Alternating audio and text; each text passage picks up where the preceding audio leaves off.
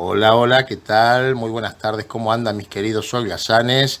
En el video de hoy vamos a grabar lo último que tomaron en el último final de Biofísica CBC, Cátedra Única, para que, bueno, para que practiquemos un poco, para que vean qué es lo que se suele tomar en los finales, ¿sí? Y bueno, a practicar y bueno, y a rendir y sacarse el final de esta materia.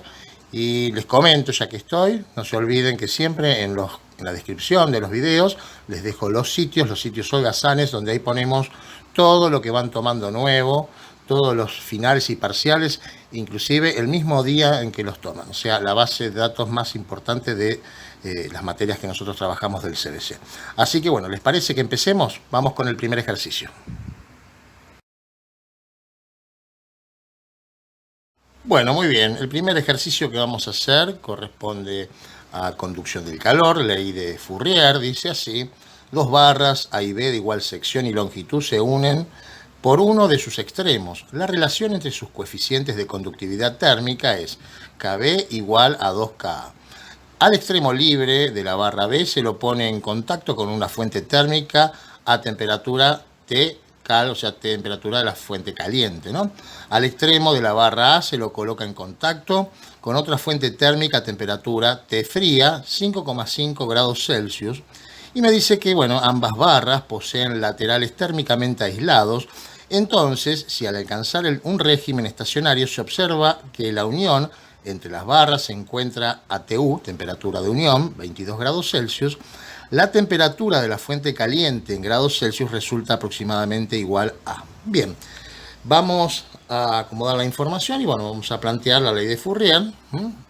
Tenemos entonces la temperatura acá de unión, 22 grados Celsius, ¿sí?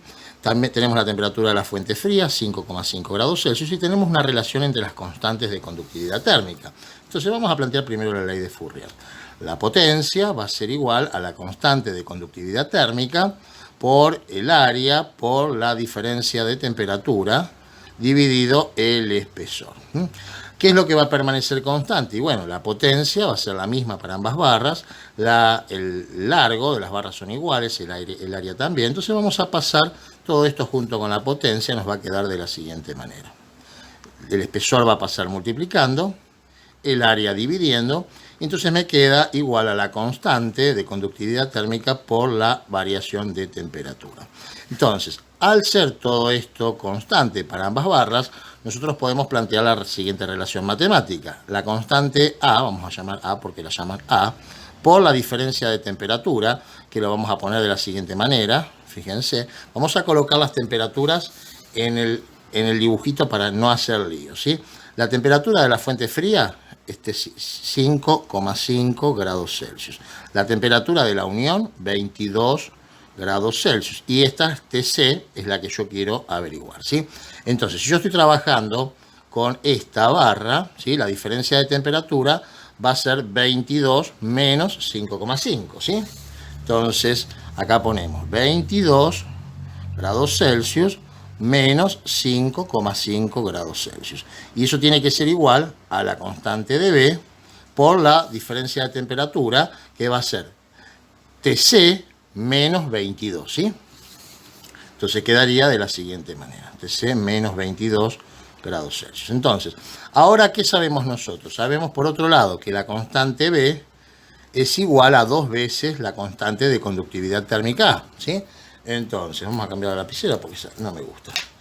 En lugar de KB vamos a poner 2K. Quedaría entonces la constante de conductividad térmica A. Acá podemos ir haciendo ya la cuenta si queremos. 22 menos 5,5 me da 16,5 grados Celsius. Igual, acá vamos a reemplazar por 2 constante A por temperatura de la fuente caliente menos 22 grados Celsius. Esto me permite simplificar las constantes, ¿sí? Y de acá vamos a despejar la temperatura de la fuente caliente. Este 2 que está multiplicando lo vamos a pasar dividiendo, o sea, dividido 2 me queda 8,25 grados Celsius, igual a la temperatura de la fuente caliente menos 22 grados Celsius. Y por último, este menos 22 lo pasamos sumando y me queda que la temperatura de la fuente caliente va a ser 30,25 grados Celsius. Y de esa forma, bueno, damos por finalizado, acá tenemos la opción correcta, damos por finalizado el primer ejercicio. Vamos con el segundo. Bueno, muy bien, vamos con este otro punto. Dice así: un hombre empuja un trineo de masa 28 kilogramos para que ascienda por una rampa nevada. Ya nos aclara que es con rozamiento despreciable. El hombre realiza una fuerza paralela a la rampa. El trineo parte del reposo y llega a la cima a 10 metros de altura con una velocidad final de 4 metros por segundo. Entonces puede afirmarse que, y tenemos distintas afirmaciones en cuanto al trabajo de la fuerza que ejerce el hombre, al trabajo de la fuerza resultante y al trabajo de la fuerza peso. Nosotros vamos a calcular en primera instancia el trabajo de la fuerza que ejerce el hombre, porque es una fuerza no conservativa que le va a hacer ganar energía a nuestro cuerpo. Fíjense que va a ganar energía potencial porque adquiere cierta altura y también va a ganar una energía cinética porque adquiere velocidad, parte desde el suelo y parte desde el reposo, ¿sí? Entonces vamos con el cálculo de esa energía potencial que gana el cuerpo. Energía potencial va a ser igual a la masa por la gravedad por la altura. En este caso, la masa es 28 kilogramos, la gravedad 10 metros sobre segundos al cuadrado y la altura 10 metros, ¿sí? Entonces tenemos 280, 2800 joules. Esto ganó, por un lado, respecto a la energía potencial. Pero también ganó energía cinética, dijimos. Y bueno, vamos a calcularla. Un medio de la masa por la velocidad que adquiere al cuadrado. Si esa va a ser la energía cinética final, la inicial vale 0, partida del reposo.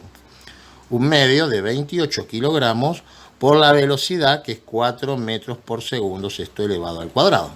Bueno, entonces esto me quedaría acá 14 al simplificar y acá 16 metros cuadrados segundos al cuadrado. Bueno, multiplicamos y tendríamos nuestra energía cinética. Me da 224 joules, ¿sí?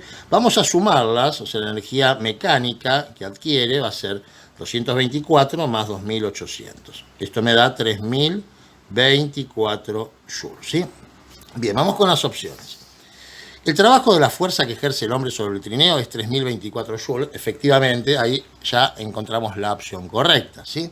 Después me dice que el trabajo de la fuerza resultante sobre el trineo vale menos 224 joules.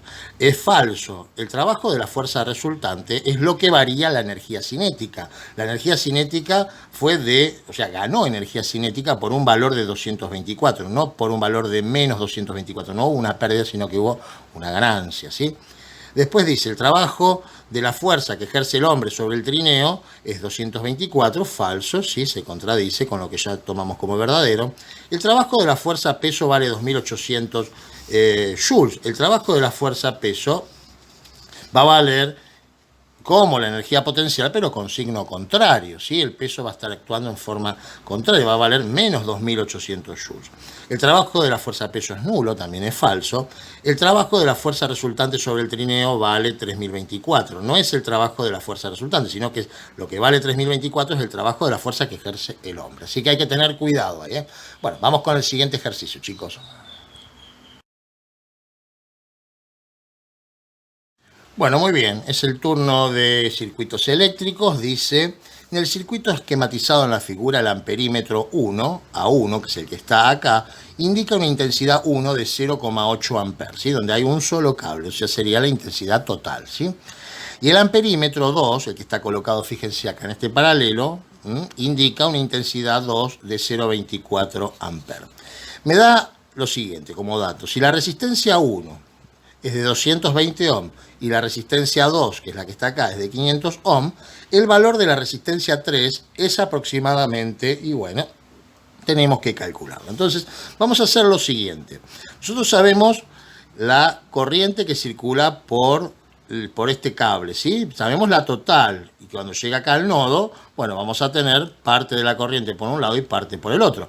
Por este lado, por este cable, sabemos que vale 0,24 amperes. Y vamos a determinar entonces la intensidad 3, que yo llamo intensidad 3 a la corriente que va a circular por la resistencia 3. Entonces, lo que voy a hacer es a la intensidad total, que vale 0,8, le voy a restar 0,24. Eso me da 0,56 amperes. O sea, de este lado, la intensidad 3 es 0,56 amperes. Ahora lo que vamos a hacer conociendo la corriente que circula por este cable y conociendo el valor de la resistencia 2, determinar la caída de tensión que se produce. ¿Sí? La caída de tensión que se produzca sobre la resistencia 2 va a ser la misma que la que se produzca sobre la resistencia 3, porque están asociados en paralelo. Entonces, planteamos nosotros ley de Ohm, B igual a R por I. Si yo quiero saber la caída de tensión del paralelo, vamos a hacer la resistencia 2, que vale 220, no, 500 ohm, por la intensidad de la corriente que circula por ese cable, que dijimos que son 0,24 amperes. 500 ohm por 0,24 me da un voltaje, una caída de tensión de 120 voltios. Entonces, conociendo la caída de tensión del paralelo y conociendo la corriente que circula por la resistencia 3, podemos determinar lo que me están pidiendo, que es la resistencia 3. Nuevamente, ley de Ohm. La caída de tensión son 120 voltios, quiero decir. R es lo que quiero averiguar, en este caso R3, y la corriente 0,56 amperes. Pasamos dividiendo y termina el ejercicio, chicos.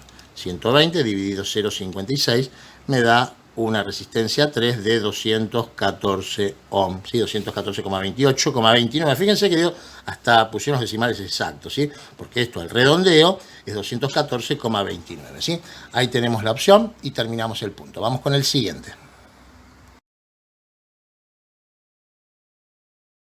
Bueno, muy bien, es el turno de fluidos. Dice: un líquido ideal cuya densidad es 0,8 gramos sobre centímetros cúbicos fluye por un conducto horizontal, el cual se ensancha de modo que el diámetro se duplica. Si en la sección más delgada la presión es 135 kilopascales y su velocidad es 9 metros por segundo, la presión en la parte más gruesa es aproximadamente. Bien, tenemos entonces un tubo que se ensancha. Vamos a representar la información. Sabemos la velocidad en la parte más angosta, que es de 9 metros por segundo, y conocemos la presión acá en la entrada.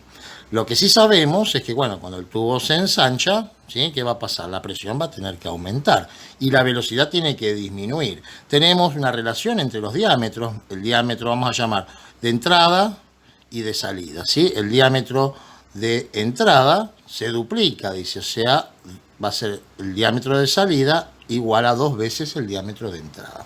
Entonces, lo primero que voy a determinar es la velocidad en la parte más ancha, ¿sí? Sabemos que tiene que disminuir. Y si estamos cancheros, al duplicarse el diámetro, la velocidad tiene que caer 4 veces. Pero bueno, igualmente lo vamos a demostrar.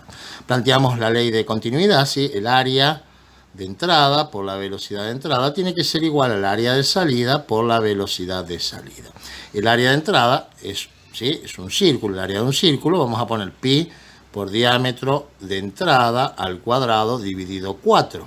La fórmula de área del círculo. Por la velocidad de entrada tiene que ser igual a pi por diámetro de salida al cuadrado sobre 4 por la velocidad de salida. Ya podemos ir simplificando algunas cosas acá. Y bueno, ahora vamos a reemplazar al diámetro de salida por su equivalente.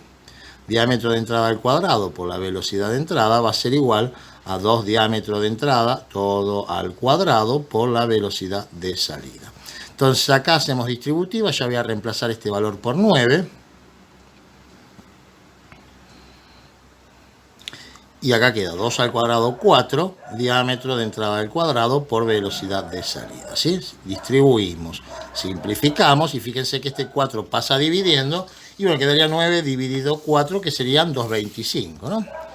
9 dividido 4, sí, efectivamente queda 2,25 metros sobre segundos igual a la velocidad de salida.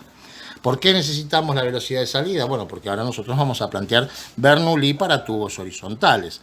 La presión de entrada más un medio de la densidad por la velocidad de entrada al cuadrado tiene que ser igual a la presión de salida, que es lo que quiero averiguar, lo que me piden, más un medio de la densidad por la velocidad de salida al cuadrado. Este valor es 135 kilopascales. Los vamos a pasar a pascales multiplicando por 1000. Porque acá vamos a trabajar todo en sistema internacional, ¿sí? Para que sea más fácil. Un medio de la densidad. La densidad me dice que es 0,8 gramos sobre centímetro cúbico.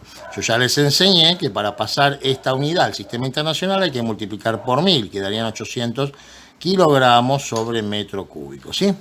Teniendo entonces la densidad ya en sistema internacional, quedaría de la siguiente manera. La velocidad de entrada es 9 metros por segundo, todo al cuadrado. Presión de salida más 1/2 de la densidad, nuevamente 800 kilogramos sobre metro cúbico por 2,25 metros sobre segundos al cuadrado. Y este término, como está en el sistema internacional, ya automáticamente la respuesta me va a dar en pascal, la unidad me va a dar en pascal, ¿sí? Entonces vamos a ir haciendo esta parte, 135.000. Ahí tenemos, más la mitad de 800, que sería 400, ¿sí? Por 81. De este lado me está dando 167.400, ¿sí? Vamos a anotarlo, vamos a hacer un paso más. Esto quedaría en pascales. Y acá quedaría presión de salida más 1/2 por 800, que es 400, por 2,25 al cuadrado, me da 2025 pascales. Pasamos esta presión restando, quedaría 167.400 menos 2025, y ahí nosotros obtenemos la respuesta, que es 165.375 pascales, igual a la presión de salida. Las opciones están en kilopascales, así que vamos a dividir por 1000, nos quedaría aproximadamente 165 kilopascales. Vamos a las opciones y efectivamente ahí llegamos a la respuesta correcta, chicos. Vamos con el siguiente punto. Bueno, muy bien, vamos con este ejercicio de cinemática. Dice: la parábola de la figura representa la posición en función del tiempo de un móvil que se mueve siguiendo una trayectoria rectilínea. Si tiempo 1 igual a 13 segundos. Tiempo 1 está acá. Acá tenemos la parábola en un gráfico de posición en función del tiempo. O sea que a los 13 segundos tenemos el vértice de esta parábola, ¿sí? El punto más alto. Bien, ¿cuál de las siguientes afirmaciones es correcta? En tiempo 13 segundos, el móvil se encuentra en el origen de coordenadas. Nosotros vemos que el móvil empieza a avanzar, ¿sí? Y después empieza a retroceder. Pero en tiempo 13 segundos no se encuentra en la posición 0. Tendría que estar sobre el eje X, ¿sí? Así que es falsa la afirmación. Después dice que el móvil se mueve siempre en el mismo sentido. Ahí nosotros tenemos que analizar, como es un gráfico de posición en función del tiempo, el tema del crecimiento y el decrecimiento de la parábola. Cuando la parábola crece, ¿sí? En el intervalo que va de 0 hasta tiempo 13 segundos, fíjense que la parábola es creciente. De ahí en adelante se hace decreciente. Bueno, cuando la parábola es creciente, la velocidad es positiva, ¿sí? Y cuando es decreciente, la velocidad es negativa. Tiene que ver con la recta tangente, ¿sí? La velocidad no es otra cosa que la pendiente de la recta tangente en este gráfico. Entonces, la velocidad acá es positiva y acá cambia de signo. Y acá dice el móvil se mueve siempre en el mismo sentido. No, en este tiempo 1 de 13 segundos, cambia el sentido del movimiento, ¿sí? Dice: en tiempo 6,5 la aceleración es mayor que en tiempo 13. También es falsa la afirmación. La aceleración va a ser siempre la misma acá. La aceleración va a quedar determinada por la concavidad de esta parábola, ¿sí? La concavidad no cambia en ningún momento, por lo tanto, la aceleración va a ser siempre la misma. En tiempo 13 la fuerza resultante es nula. Tiempo 13, no, lo que es nulo en tiempo 13 en todo caso es la velocidad, ¿sí? No la fuerza. Acá va a haber una fuerza constante, continua, ¿sí? Que va a valer siempre lo mismo. Aún se detiene, pero esa fuerza sigue actuando de tal forma que empieza a acelerarse, pero con sentido contrario, ¿sí? Después dice: en tiempo 13 el móvil invierte su sentido de movimiento, es la afirmación correcta, y en tiempo 13 la velocidad alcanza su valor máximo. Dijimos que en tiempo 13 la velocidad va a ser 0, porque la pendiente, la recta tangente, acá vale 0, ¿sí? Así que bueno, chicos, eso fue todo. Bueno, muy bien. Vamos con otro ejercicio. Dice: se comparan el caudal sanguíneo y la resistencia hidrodinámica total del sistema circulatorio de una persona cuando está haciendo ejercicio. Lo vamos a llamar caudal, ¿sí? Q', y resistencia R', con respecto a los valores que toman esas magnitudes cuando la persona está en reposo. Cuando está en reposo es Q y R, ¿sí? Se encuentra que Q' es 1,6Q y que R' es 0,75R. Si la potencia que desarrolla el corazón en la situación de reposo P, cuando la persona está realizando ejercicio, la potencia será. O sea, ¿qué va a pasar con la potencia cuando la persona está haciendo ejercicio? Bueno, lo primero que vamos a plantear es que la potencia ¿sí? Cuando el corazón está en reposo va a ser igual a caudal al cuadrado multiplicado por la resistencia, ¿sí? Esa es la fórmula que me relaciona estas magnitudes. Ahora, cuando el corazón, la potencia, ¿qué potencia va a desarrollar el corazón cuando está haciendo ejercicio? Y bueno, va a ser Q' al cuadrado, ¿sí? Por R'. Entonces nosotros vamos a reemplazar estas relaciones que nos dieron. En lugar de Q' vamos a poner 1,6Q acá y en lugar de R', 0,75R. Entonces nos quedaría que P' va a ser igual a 1,6Q, esto elevado al cuadrado, por la resistencia prima, que es lo mismo que 0,75R. Acá hacemos distributiva, quedaría potencia prima igual a 1,6 al cuadrado. Me queda 2,56. 2,56 Q al cuadrado por 0,75R. Q al cuadrado por R no es otra cosa que la potencia cuando el corazón, cuando la persona no está haciendo ejercicio, ¿sí? O sea que todo esto nosotros lo podemos cambiar por P. Entonces vamos a hacer esta multiplicación y ahí termina nuestro ejercicio. Quedaría que la potencia cuando hace ejercicio va a ser igual a 1,92 por Q al cuadrado por R. Q al cuadrado por R no es otra cosa que P. Y ahí llegamos a nuestro resultado. Chicos, eso fue todo. Seguimos. Hola, muy buenos días chicos, ¿cómo andan? Vamos con este otro ejercicio, en este caso capacitores. Dice, la batería alimenta a dos capacitores de capacidad de 2 microfaradios y 3 microfaradios conectados en paralelo, ¿sí? La carga total en esta situación es 2,4 microcoulomb. Se agrega un tercer capacitor de 14, quiero decir, microfaradios en paralelo con los anteriores. La carga total del nuevo conjunto conectado a la misma batería es aproximadamente D. Bueno, vamos a trabajar primero con el circuito en el cual tenemos estos dos capacitores asociados en paralelo. Conocemos la carga. Bueno, vamos a determinar el voltaje, ¿sí? Sabemos entonces que el voltaje va a ser igual a la carga dividido la capacidad.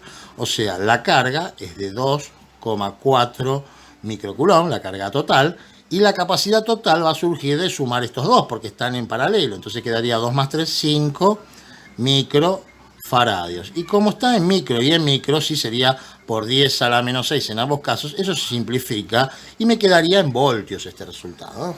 Entonces queda 2,4 dividido 5, me da que el voltaje es 0,48. Bien. Esto va a permanecer constante cuando yo le agregue el tercer capacitor, ¿sí? En paralelo. Entonces lo que vamos a hacer, cuando nosotros le conectamos el tercer capacitor en paralelo, calcular la nueva capacidad. Entonces a la nueva capacidad va a ser 2 más 3 más 14, o sea 5 más 14 va a ser 19 microfaradios. Entonces me piden cuál va a ser la carga total. Bueno, entonces reemplazamos acá y despejamos lo que nos están pidiendo. 0,48 voltios va a ser igual a la carga, a la nueva carga total, sobre la capacidad total que dijimos que es 19 microfaradios, ¿sí? Pasamos multiplicando y esto nos va a quedar en microcoulomb. Entonces hacemos 0,48 por 19, nos queda 9,12 microcoulomb, igual a la carga. Si ustedes tienen dudas con este manejo que yo hice con las unidades, bueno, que les aconsejo que lo hagan como yo lo hago para no perder tiempo, y en este tema siempre se hace de la misma manera, pero ustedes pueden pasarlo esto a faradios tranquilamente, los microcoulomb a coulomb. Saben que un microcoulomb, ¿sí? Es 10 a la menos 6 coulomb, ¿sí? 10 a la menos 6 es micro. De esa forma pueden hacer la conversión. Bueno, vamos con el otro, chicos. Bueno, muy bien, llegó la hora de calorimetría. Dice, en un recipiente adiabático de capacidad calorífica despreciable se introducen 2 kilogramos de hielo a 0 grados Celsius y 350 gramos de agua a 40 grados. Entonces, una vez alcanzado el equilibrio térmico, la masa de hielo fundida, expresada en gramos, es aproximadamente igual a... O sea, tenemos agua que va a perder calor, ¿sí? Esa cantidad de calor que pierde el agua para llegar hasta 0 grados, porque todo esto ya me lo está diciendo el enunciado, igual por las cantidades se ve a simple vista que todo termina a 0 grados, ¿sí? Toda esta cantidad de calor que va a perder el agua para pasar de 40 grados Celsius, la va a utilizar el hielo para derretirse, para fundirse en parte. Vamos a determinar primero la cantidad de calor que pierde el agua. La cantidad de calor va a ser igual a la masa, 350 gramos, por el calor específico del agua líquida, por la variación de temperatura que va a ser de menos 40, ¿sí? Temperatura final 0, menos inicial, que es 40, quedarían negativos. 350 por menos 40 vamos a hacer, me queda una cantidad de calor de menos 14.000, y esto quedaría obviamente en calorías, ¿sí? Bueno, el agua pierde esta cantidad de calorías. El hielo las va a ganar, o sea que voy a tomar el valor positivo, el valor absoluto. Entonces yo planteo para el caso del hielo que la cantidad de calor es igual a la masa por el calor latente de fusión, ¿sí? Entonces, esa cantidad de calor va a ser este valor en positivo. La masa es lo que quiero averiguar y el calor latente de fusión del hielo es de 80 calorías sobre gramo. O sea que paso 80 dividiendo y ahí tendríamos nosotros la respuesta, ¿sí? Esto me da 175 gramos, va a ser lo que se va a fundir. El resto va a quedar como hielo, ¿eh? Así que bueno, chicos, ahí corroboramos la respuesta. Vamos con el siguiente.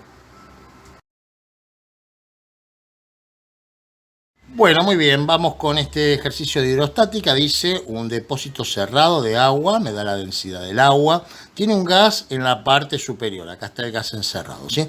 Y una tubería lateral con agua abierta a la atmósfera en su extremo superior. Me da la presión atmosférica y bueno, me dice si altura 1 sería esta columna acá, 4,5 metros, y altura 2 sería esta columna acá de 13 metros, la presión manométrica del gas es aproximadamente. O sea, al pedirme la presión manométrica, lo que me están pidiendo en definitiva es la presión, la diferencia de presión hidrostática que hay acá, ¿sí?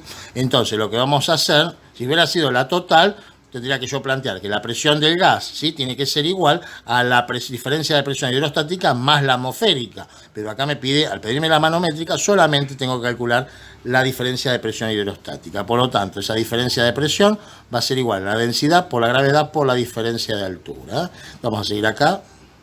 La densidad son 1000 kilogramos sobre metro cúbico, la gravedad 10, y la diferencia de altura va a ser 13 menos 4,5, serían 8,5, ¿no? Bueno, hacemos por la duda, no vamos a hacer lío. 8,5, entonces 8,5 metros, esto me va a dar en pascales toda esta multiplicación, que sería 10.000, o serían 85.000. 85.000 pascales, pasado a kilopascal, me quedarían 85, ¿sí? Y ahí terminamos el ejercicio. Chicos, seguimos.